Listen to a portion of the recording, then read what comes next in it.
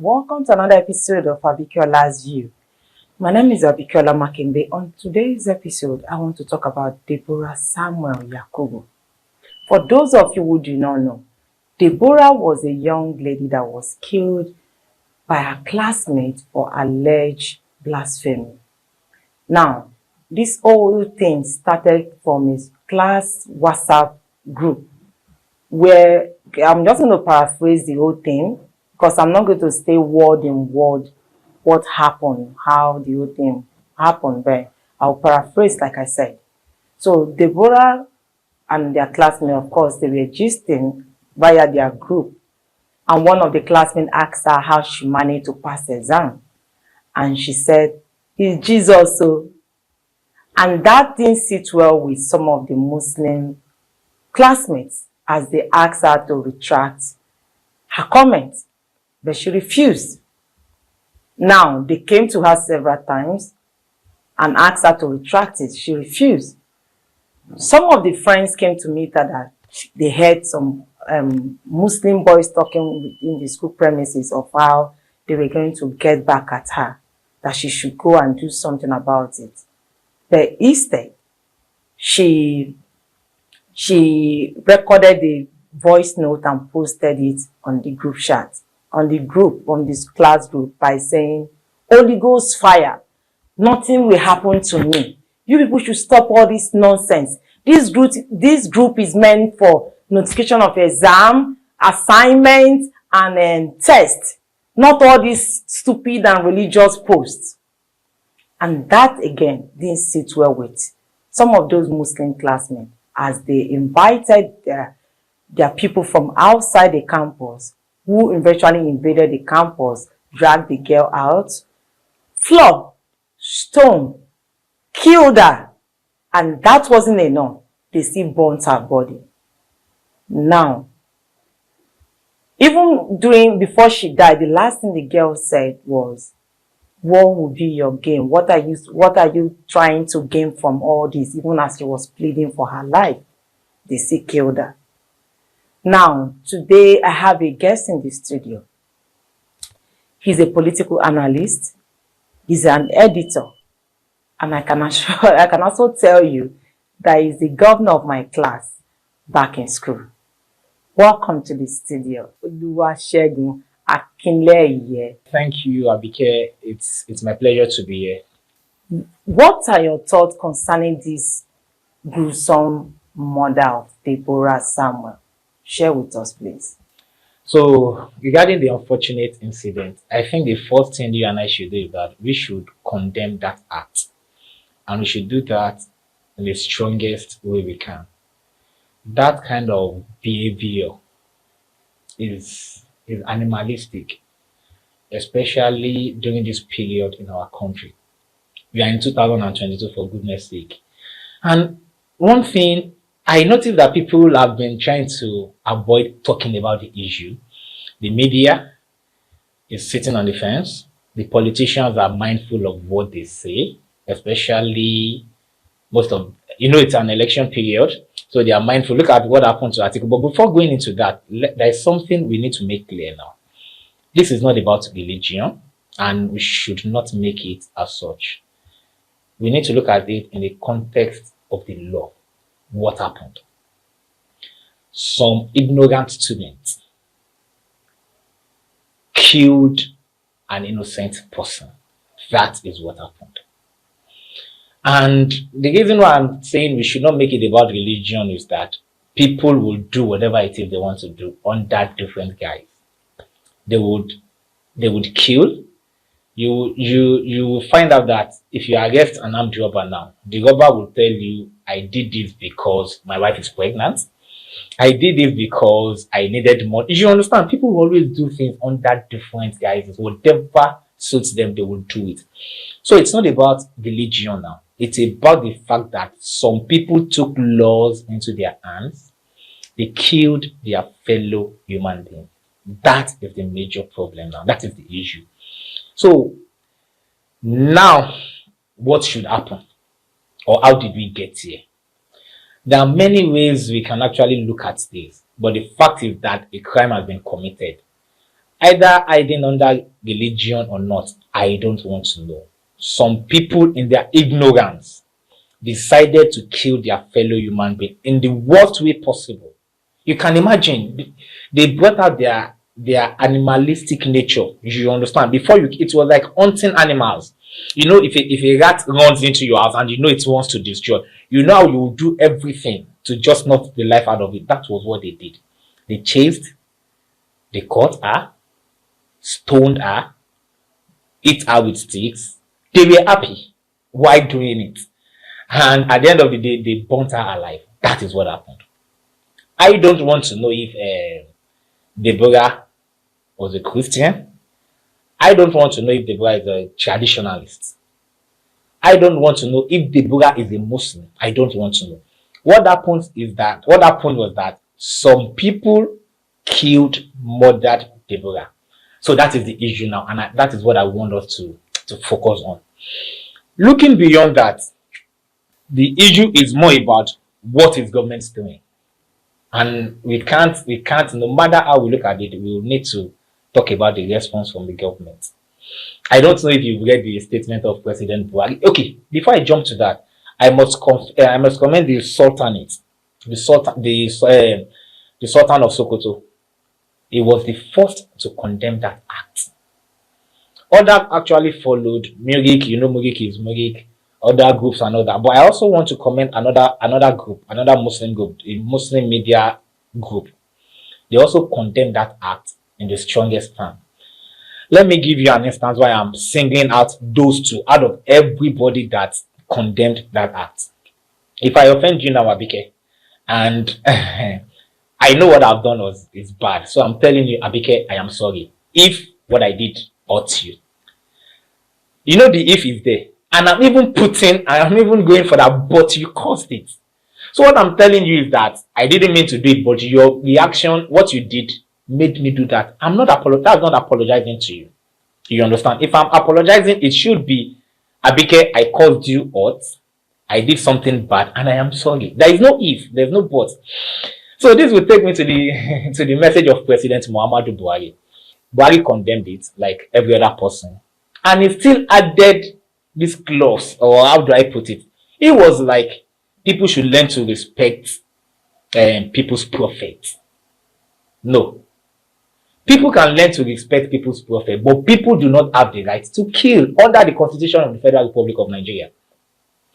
So that is why I said, if you are talking about this, it will be in the context of what the law says. Even you as a person, you can't even take your life. If you are caught trying to commit suicide, and it failed, you know you will answer to the government. That means you are feeding yourself, clothing yourself, but you still don't have that right to take your own life. More so now, I'm talking about you killing another person. So the issue now is jungle justice. As I said earlier, the Muslim media group, they condemned it. The headline they used was Jungle Justice Anti-Islam Barbaric. It's as simple as that. And by talking about this, I won't want anybody to demonize Islam. Islam is a religion of peace. But because some bad eggs, few bad eggs, ignorant ones, decided to carry out such barbaric acts under the name of Islam, does not mean they are speaking for Islam. You can't be holier than the Pope, that's what they say. So if the Sultanate could come out and condemn such despicable acts, that means it's not about religion. It's about the people who, in their ignorance, took the law into their hands. Now, where do the government come in? The government need to act decisively, and I will tell you why. Everybody will do anything under whatever guise they like. I can live here now, get to the bus stop, start slapping people. At the end of the day, if I'm caught, what will I tell you? I was drunk. I didn't know what I was doing. It was this voice that whispered into my ear that killed that person, slapped that person. No, that is not an excuse. So you can do whatever it is you want, but the law is there to checkmate you. That is why we have the law. How did we get at that? You and I decided to surrender our rights to government. Then it was this the social contract theory. That is, human came together. Before then, life was brutish. According to Thomas Hobbes, life was brutish. People were living in, let me call it a jungle, where it's survival of the fittest. I can wake up one morning, I like your house. I'm your neighbor. How do I get it? How do I make it mine? I come here, kill you, and I turn it to mine. That was what was attainable. Until everybody came together, the social contract. Let us sit down. We can't keep living like this. A cannot kill B. C cannot kill D. How do we do? Let us elect people. Let us get people to surrender these rights to people that will act as government to us. So I surrendered my rights. B surrendered his right. C surrendered the right. And we now had a government. That was what came about having government. So government came into being. What it means is that if government tells me that if a curfew you don't go out, you know I don't go out. Why? Because I have surrendered that right to government to protect me, to make me live in peace. So anywhere government fails to carry out that job, that is what we'll have, anarchy. Something, while coming here, I was online, I read a story about the one sound engineer that was killed the same manner at Lekki. The guy had an altercation with the bike man, according to the narrative of the friends. Before you could say Jack, it resulted into something else. They stripped them, beat them, burnt one, a sound engineer. Is that religion also? No. So that is why I don't want us to make this about religion. But where is government in all of this? Government needs to act and act decisively. See, in the space of 3 days now, I can tell you 3 instances of where the mob took justice into their hands. 1, Deborah's case. 2, something happened in Edo State. Armed robber was caught, a thief was caught, and was set ablaze in Edo. Channels picked that story. And the one that happened yesterday too. That's 3 cases like that in the space of how many hours? And it will keep going, except government decides to act and act decisively. So when I tell people this is not a matter of religion, if we are not careful, we will turn it into a religious crisis. And Nigeria is already boiling it. We have our hands full. You know, look at security in the country, non-existent. The economy is messed up. Things are not going fine. Do we really want to add religious crisis to this? No. This is where government comes in. Do you think that's why the media house are not talking? Okay. Yeah, you know why the media houses are not talking? I think they don't know how to go about this without really setting the country on fire. I will give you instances. After what happened after the news of the murder and all that, the following day I was at work. I stopped to TV. That wow, guys would talk about it. They only mentioned it once. They stopped. See, other media houses like that, with the exception of yeah, they did discuss it. So now, if you are as a media, you are meant to send the agenda sensing theory of the media. If you are not talking about this, if you are not condemning this, not looking at it from the religious angle, but from the context of the law, this thing will keep happening. I have cited 3 cases in the space of how many days? Today it is 1. Tomorrow another group can wake up, feel like this person said so thing. It is wrong. 5, 10 people will die. The day after, another group will spring up. Before you know it, 20 people are dead. Is that how we want to continue as a nation? But if the government is not protecting its people, how do you expect the media houses to speak, knowing that there are so many insecurities out there? The media has a duty to the people. What is the job of the media? Well, we're talking about safety now. This probably will work in Western world where their laws work for them. Now we are talking about safety. If I go on air and condemn this with every strong terms in me, and on my way home, I wasn't even sure, and I'm not even sure if I was going to get home safely. How do you navigate that? How do you navigate doing your job and also being careful not to put yourself in harm's way? I get your point, and I would take you back to Deborah. Deborah didn't talk about it as a media person. She ended up losing her life. The young man that was killed last night didn't even, he was probably not even aware something like that happened. He ended up losing his life. So the question is, how long do we remain quiet about just jungle justice, about mob action? That is the issue here. So basically, people perish when the righteous one don't say anything. Okay. It's not okay. Let me rephrase that. Sometimes I don't like to go into these religious quoting this and quoting that. You know why?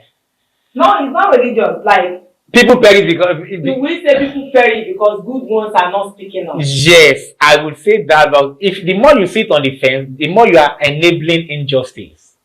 When I wanted to come here, I had people telling me, mind what you say.